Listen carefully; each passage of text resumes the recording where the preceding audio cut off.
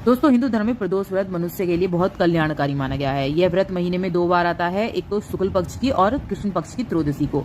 यह व्रत पूरे शिव परिवार की कृपा प्राप्त करने के लिए किया जाता है, इसलिए इस दिन भगवान शिव, माता पार्वती और संपूर्ण शिव परिवार की पूजा करने का विधान है। रावण ने जितनी भी संपत्ति अर्जित की थी ना, वो भगवान शिव का ही प्रताप था। मान्यता है कि पूर्ण श्रद्धा और भक्ति भाव के साथ इस व्रत के करने से साधक की सभी मनोकामना पूरी हो जाएगी। सबसे पहले जान लेते हैं भगवान शिव की पूजा में क्या नहीं करना है। आपको नारियल नहीं चढ़ाना है। नारियल तो चढ़ाया जा सकता है, लेकिन नारियल का पानी नहीं चढ़ाना है। भगवान शिव की पूजा में कभी भी हल्दी सिंदूर का प्रयोग नहीं करना है, पूजा का फल नहीं मिलेगा आपको। तुलसी दल अर्पित नहीं करने हैं भगवान शिव की पूजा में। भगवान शिव की पूजा में केतकी के फूल भी नहीं चढ़ाने हैं और शिवलिंग की परिक्रमा आपको पूरी नहीं करनी है, जलधारी तक आके परिक्रमा पूर्ण हो जाती है। तो इस बात का ध्यान रखें। सात्विक भोजन करना चाहिए, तामसिक भोजन का आपको सेवन नहीं करना है। व्रत के लड़ाई झगड़े से बचना चाहिए इस दिन, और अपशब्द किसी को नहीं बोलने चाहिए। सुबह जल्दी उठना चाहिए, देर तक नहीं सोना चाहिए इस दिन। और प्रदोष व्रत में दिन लोग जो व्रत रखते हैं उन्हें अन्न, चावल और नमक का सेवन दिन में नहीं करना चाहिए।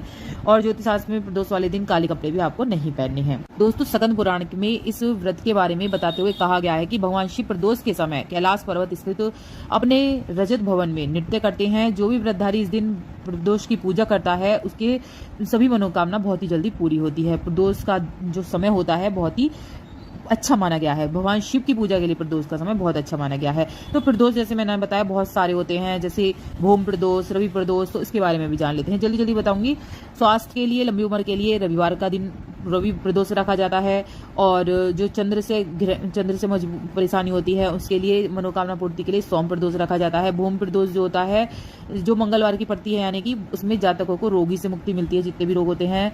शुद्ध कामना करने के लिए बुधवार का प्रदोष जो होता है वो रखा जाता है। शत्रु से परेशान है तो बृहस्पतिवार का प्रदोष रखा जाता है। सौभाग्यवती, घर में सुख समृद्धि के लिए शुक्र का प्रदोष रखा जाता है। और सुख में से अगर वंचित हैं, अगर शनि दृष्टि छा रही है, तो शनि का प्रदोष आपको बहुत ही ज्यादा फायदेमंद होगा। प्रदोष का व्रत कोई भी कर सकता है, स्त्री पुरुष कोई भी कर सकते हैं। प्रदोष का व्रत रखने वाले लोग अन्न ग्रहण ना करें। पूरे दिन उपवास रखने के बाद सूर्यास्त में कुछ देर पहले स्नान कर सफेद रंग का वस्त्र धारण करें। मंदिर में स्वच्छ जल, गंगा जल का छिड़काव करें। फिर गंगा गाय की गोबर से मंडप बनाएं, जिस पर पांच अलग रंगों की मतलब रंगोली बनानी है। जब ये सब काम हो जाए तो उत्तर पूर्व दिशा में मुंह करके कुशा के आसन पर आपको बैठना है, या आपके जैसा भी आसन हो, आसन पर ही बैठना है, जमीन पर नहीं बैठना। भगवान शिव के मंत्र ओम नमः शिवाय का जाप करते हुए जल चढ़ाना है और जाप करने हैं।